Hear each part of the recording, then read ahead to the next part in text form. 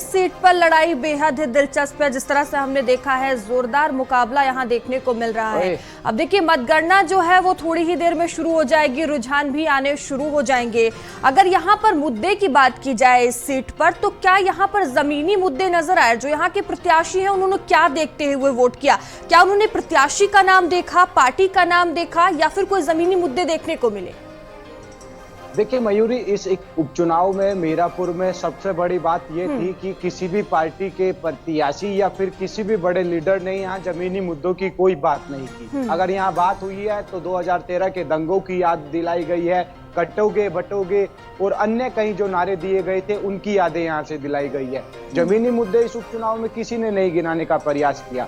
हालांकि कहीं ना कहीं इस उपचुनाव को जो एचएम था उसे करने का प्रयास था कि हिंदू मुस्लिमों के बीच ही ये चुनाव हो, लेकिन यहाँ कहीं ना कहीं जो आरएलडी की प्रत्याशी थी उनका टिकट होने के बाद, मिथिलेश पाल का टिकट होने के बाद जो अन्य आरएलडी के नेता थे टिकट मांग रहे थे, चाहे वो राजपाल सैनी हो या फिर अजीत राठी हो या नवीन हो, ये कई सारे ऐसे लीडर थे जो नाराजगी इनकी अंदरूनी देखी गई थी और हो सकता है कि इस अंदरूनी का शिकार यहाँ से मिथिलेश पाल हो जाए।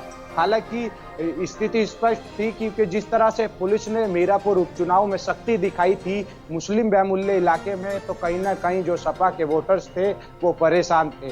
तो मुकाबला यहाँ समाजवादी पार्टी और आरएलडी के बीच ही है, लेकिन आज 8 बजते ही यहाँ पहले जो पोस्टल बैलेट की गिनती है वो शुरू हो जाएगी और उसके बाद तुरंत ईवीएम की जो गिनती है वो धीरे धीरे से शुरू हो जाएगी। अनुमान है कि 11 से 12 बजे के बीच जो फाइनल डिसीजन है वो यहाँ से घोषणा हो जाएगी और ये स्पष्ट हो जाएगा कि आखिरकार मीरापुर की जनता ने किन मुद्दों को लेकर इस बार वोट किया है। 11 प्रत्याशी, इनसे अलग भी 11 प्रत्याशी मैदान में हैं, जबकि दूसरी ओर की स्थिति ये है कि उन 11 प्रत्याशियों में से सिर्फ 2 ही प्रत्याशी ऐसे हैं जिन्हें जमीनी तौर पर इस चुनाव में देखा गया है। पहला प्रत्याशी सुंबुल राणा थी जो मुस्लिम कैंडिडेट थी और मुस्लिम लोगों ने बढ़ चढ़कर इस उपचुनाव में उनके लिए वोट की है। दूसरी ओर आरएलडी और बीजेपी की संयुक्त प्रत्याशी थी मिथिलेश पाल, जिनके लिए हिंदू समर्थकों के साथ अन्य कई लोग थे जो उनके साथ लगातार समर्थन कर रहे थे। लेकिन इस उपचुनाव में मयूरी एक बात और देखी गई है,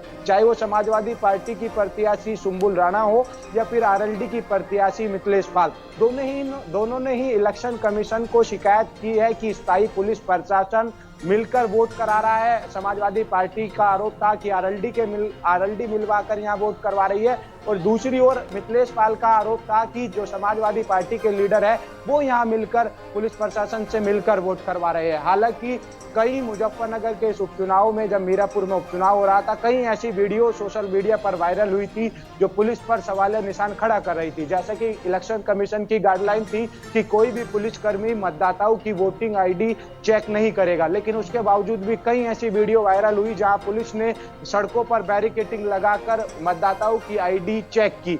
हालांकि इलेक्शन कमीशन से समाजवादी पार्टी के जो सुप्रीमो हैं अखिलेश यादव, उन्होंने लगातार शिकायत की और उसके बाद यहां जमीनी तौर पर सख्ती देखी भी गई। डीएम, एसएसपी खुद पोलिंग बूथों का निरीक्षण करते रहे और लगातार मतदाताओं से अपील करते रहे कि जो वोटिंग परसेंटेज है उसे बढ़ाए और बढ़ चढ़कर इस मतदान के उत्सव में अपना हिस्सेदारी निभाए। तो कहीं ना कहीं 57.10% जो यहाँ मतदान हुआ था वो लग नहीं रहा था कि यहाँ 57% मतदान हो जाएगा। स्थिति ये थी कि जो वोटर था वो डरा हुआ था मुस्लिम बहुमूल्य इलाकों में और वो अपने घर से बाहर नहीं निकल रहा था मयूरी। तो आज स्थिति स्पष्ट हो जाएगी अब से कुछ देर बाद, जैसे कि 7:30 बजे तक जो एजेंट है वो अपने अपने सभी यहाँ जो कुकड़ा मंडी स्थित काउंटिंग स्थल बनाया गया है वहां पहुंचने शुरू हो जाएंगे। जैसे ही 8 बजते हैं ये काउंटिंग शुरू हो जाएगी और उसके बाद ये भी स्थिति धीरे धीरे से स्पष्ट होनी शुरू हो जाएगी कि आखिरकार मीरापुर की जनता ने किन मुद्दों को लेकर वोट किया है। जी ठीक है, देखिए धीरे धीरे जो तस्वीर है वो साफ होने लगेगी कि क्या कुछ जनता ने फैसला लिया है। अलीगढ़ से मुकेश हमारे साथ जुड़ चुके हैं। मुकेश, देखिए थोड़ी ही देर में जो मतगणना है वो शुरू हो जाएगी, महज कुछ ही घंटों का वक्त रह गया है, प्रत्याशियों की किस्मत का फैसला आज हो जाएगा। किस तरह की तैयारियां नजर आ रही हैं? जो लगातार 19 और 9 विधानसभा पर जो चुनाव हुआ, ये 20 तारीख को जो चुनाव हुआ अलीगढ़ की खैर विधानसभा पर, इसमें उपचुनाव हुआ।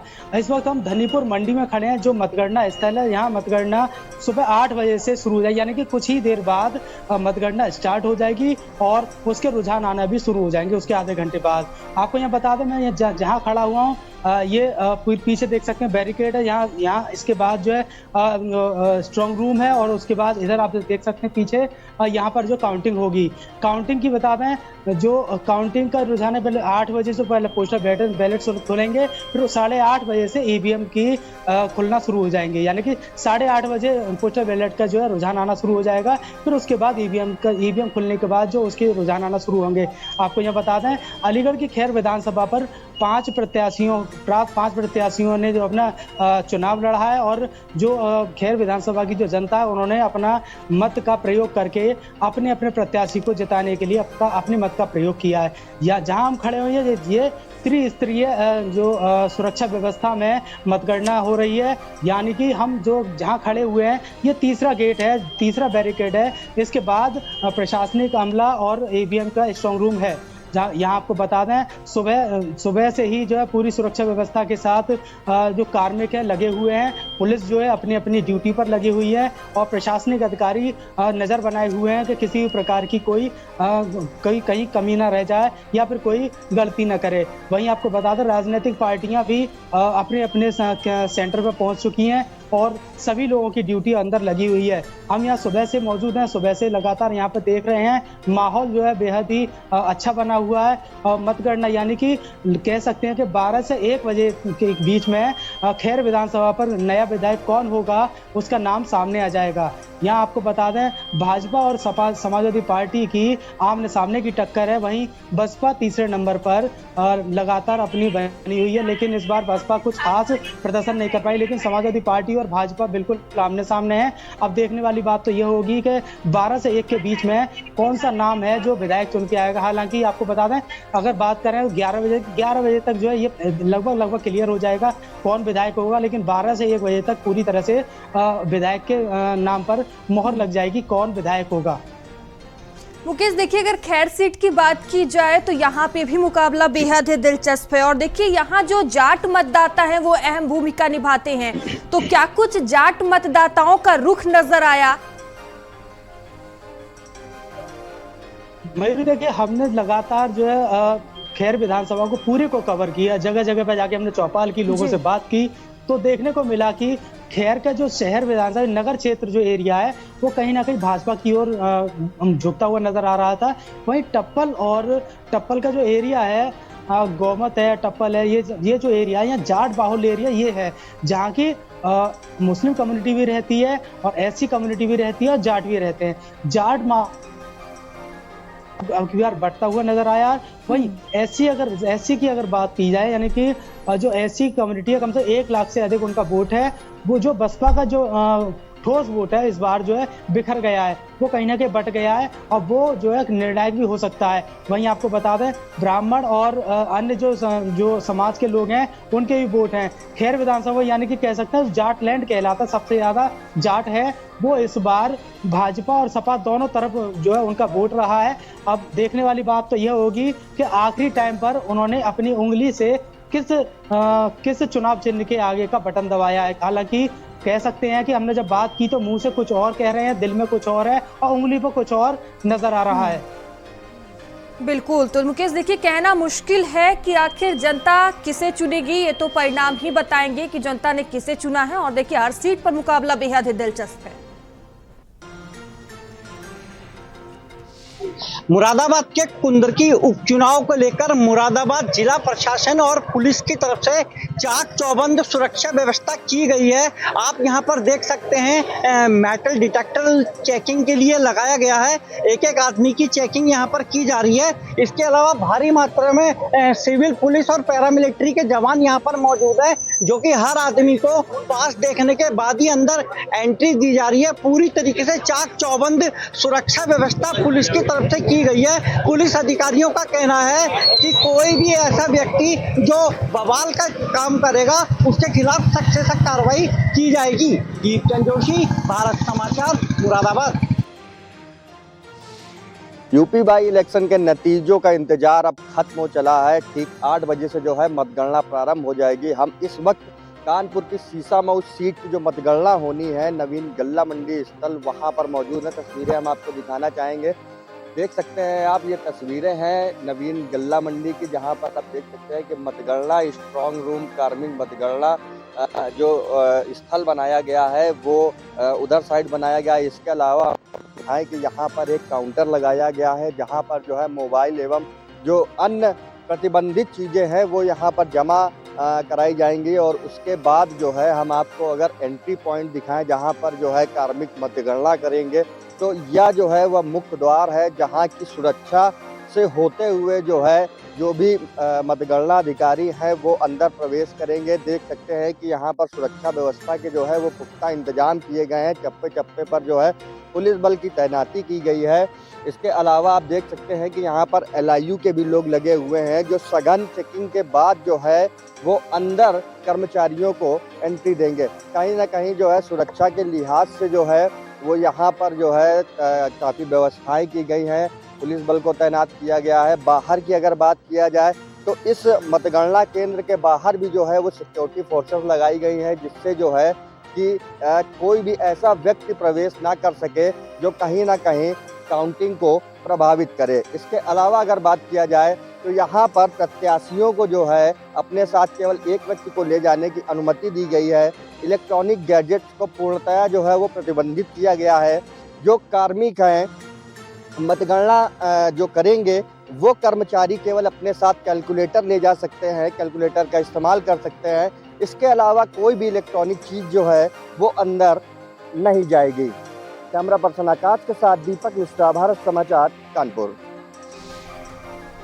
मैनपुरी से नदीम हमारे साथ जुड़ चुके हैं। नदीम, देखिए करहल सीट पर भी लड़ाई बेहद दिलचस्प है। मतगणना थोड़ी ही देर में शुरू हो जाएगी।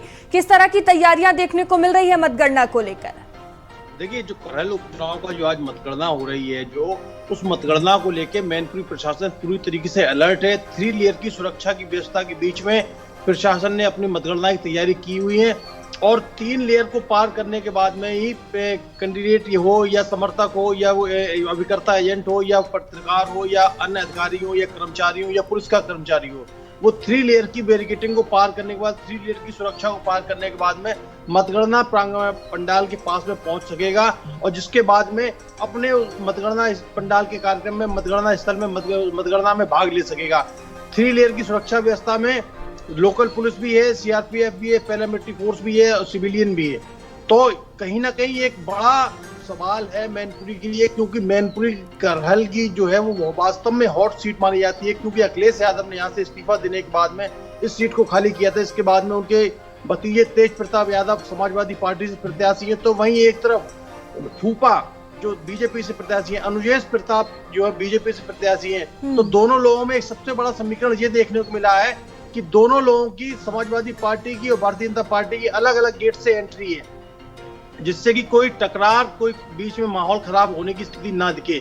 कड़ी सुरक्षा के बीच में शांतिपूर्ण तरीके से मतगणना कराने की प्रक्रिया कुछ ही समय में शुरू होने वाली है। प्रशासन ने अलर्ट किया है अपने कर्मचारियों को, सबके लिए 7 बजे से एंट्री मिलेगी। हालांकि अभी गेट जो है उसको थोड़ा सा रोके हुए है, चेकिंग चल रही है, सघन चेकिंग अभियान जारी है। जो भी आ रहा है, अभिकर्ता एजेंट हो या कोई कर्मचारी हो या कोई पॉलिटिक्स लीडर हो, सबको बारीकी से चेक करके एंट्री दी जा रही है। हालांकि जिला प्रशासन की तरफ से चेक करें, कलेक्टर हो या SP हो या एडिशनल हो या और अन्य फोर्स हो, सभी मुस्तैदी के साथ में अपनी ड्यूटी का निर्वहन कर रहे हैं। कड़ी सुरक्षा के बीच में मतगणना स्थल पे लोग, कर्मचारी अपने अपने पहुंच रहे हैं और सबसे पहले ये 8 बजे बैलेट पेपर की खुलेंगे, उसके बाद बैलेट पेपर का गिनती मिलान होगा, उसके बाद गिनती होगी और 8:30 बजे से मतगणना EVM खुलना शुरू होगी और उसके बाद उसके परिणाम आने शुरू होंगे। हालांकि करहल की जो हॉट सीट है, जो यहाँ पर फूफा भतीजे की लड़ाई है और ये दिलचस्प फूफा भतीजे की लड़ाई है। पूरा करहल का जो चुनाव था वास्तव में बहुत दिलचस्प चुनाव था और अभी कुछ भी कहना जल्दबाजी होगा, क्योंकि जिस तरीके से माहौल बनाया गया था, जिस तरीके से माहौल था, उस माहौल को देखते हुए भी कुछ भी कहना जल्दबाजी होगा। बस कुछ ही समय बाकी है, 12 से 1 बजे तक मैं समझता हूँ कि समाप्त पूर्णतः परिणाम आ जाएंगे और उसके बाद में पता चल जाएगा कि करहल का सेहरा किसके सिर सजेगा। समाजवादी पार्टी को पुनः जीत मिलेगी, ये रहेगा, यह कमल खिलेगा, ये आने वाला समय बताएगा। लेकिन उस समय में बस चंद समय बाकी है। मैं एक चीज और आपको बता दूं, यहाँ पर जो बैरिकेटिंग हुई है वो 3 तरीके की बैरिकेटिंग है, सुपर, लेयर, और सीनियर। तो जिसमें क्या है कि बाजार में जो एंट्री करते हैं मंडी के लिए, जो नवीन गल्ला मंडी में जो मतगणना होनी है वहां शुरू करते हैं, तो वहां से आपको 3 बैरिकेटिंग पार करनी पड़ेगी। उसके बाद में नवीन गल्ला मंडी जहां पर मतगणना का कार्य शुरू होगा वहां पहुंच पाएंगे आप। और प्रेस के लिए अलग उन्होंने मीडिया पंडाल बनाया गया है, वहां पर कर्मचारी अलग होंगे, उनके जलपान की व्यवस्था अलग होगी, और कोई भी इलेक्ट्रॉनिक डिवाइस, इलेक्ट्रॉनिक सिस्टम कोई भी मतगणना स्थल पे नहीं जा सकता है।